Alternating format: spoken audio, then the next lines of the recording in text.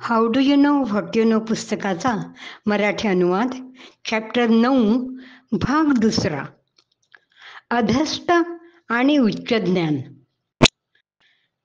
ज्ञानाच्या अनेक पायऱ्या असतात. प्रगत ज्ञान म्हणजे सूक्ष्म ज्ञान. सूक्ष्मतेची व्याख्या तिच्या व्यापकतेने आणि नियंत्रणाने केली जाते. याच कारणाने शास्त्रीय संगीत हे पॉप म्युझिकपेक्षा सूक्ष्म मानले जाते. ज्यांना शास्त्रीय संगीताचं आकलन होतं त्यांना पॉप म्युझिक सुलभ वाटतं, परंतु ज्यांना फक्त पॉप म्युझिकच कळतं त्यांना क्लासिकल कठीण वाटतं. तसंच अभिजात साहित्याच्या बाबतीत सुद्धा आढळतं.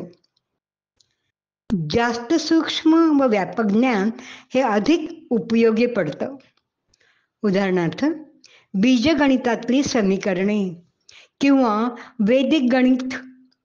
प्रचंड माहिती त्यात साठवता येते आणि अगणित निष्कर्ष काढता येतात. हे माणसांच्या नातेसंबंधात पण दिसून येतं. एखादा जेव्हा फक्त स्वतःच्याच दृष्टिकोनातून बघतो तेव्हा त्याचा जगाशी संघर्ष होतो. जेव्हा त्याची दृष्टी व्यापक होते तेव्हा तो इतरांच्या भावना समजू शकतो. मग तो मुलांना वाढवायचा मुद्दा असो किंवा व्यावसायिक व्यवहार. जेवढं ज्ञान सूक्ष्म आणि व्यापक तेवढं दुसऱ्याचं मन जाणणं सुकर होतं. उच्च ज्ञानाने आपण इतरांशी अधिक शांतपणे वागतो. कोणाची दृष्टी कशी आहे यावरून त्याच्या सृष्टीचा अंदाज येऊ शकतो.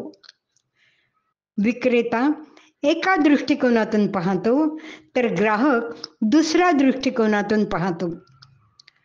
जेव्हा आपण दुसऱ्याचा दृष्टिकोन समजून घेतो तेव्हा त्याची भूमिका स्वयं स्पष्ट होते व त्याला काय दिसतंय हे आपल्या लक्षात येतं. हे एकदा साधलं की परिस्थिती हाताळणं सहज जमून जातं. जसं ज्ञान अधिकाधिक सूक्ष्म होत जातं त्याचा वास्तवाचा अंदाज बदलत जातो. जे एका पातळीवर असताना योग्य वाटतं ते दुसऱ्या पातळीवर गेल्यावर वाटत नाही. हे न ओळखण्याने गोंधळ होतो. उदाहरणार्थ, लहान मुलगा घराचं चित्र काढतो. ते 5 रेषांचं असतं. पालक व आजी आजोबा त्याचं कौतुक करतात. तसंच चित्र त्याने 20 वर्षानंतर काढलं तर त्यांचा प्रतिसाद वेगळा असेल. तो आर्किटेक्चर शिकत असेल तर त्याचं चित्र फार वेगळं असेल. म्हणून आपण म्हणू शकतो का, पहिलं चित्र जे लहानपणी खरडलं ते चुकीचं होतं, किंवा आर्किटेक्टनी आत्ता काढलेले अत्युत्तम आहे का? यापेक्षा अप्रतिम तो पुढे काढू शकेल.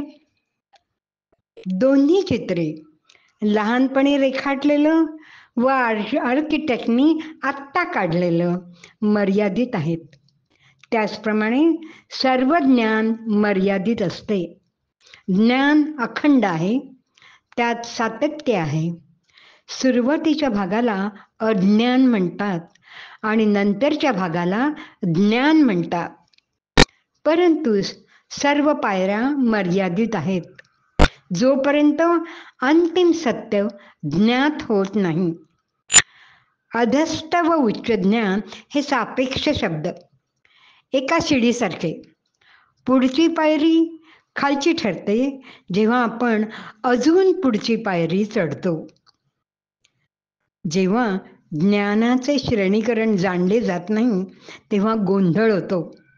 जर आपण श्रेणींचं मिश्रण केलं तर विरोधाभास निर्माण होतो. विरोधाभास म्हणजे विधानांचा सेट ज्यात खरे व विरोधी दोन्ही असतात. उदाहरणार्थ, एक बालिश कोडं ज्यात 2 वडील व 2 मुलं मासेमारी करायला जातात.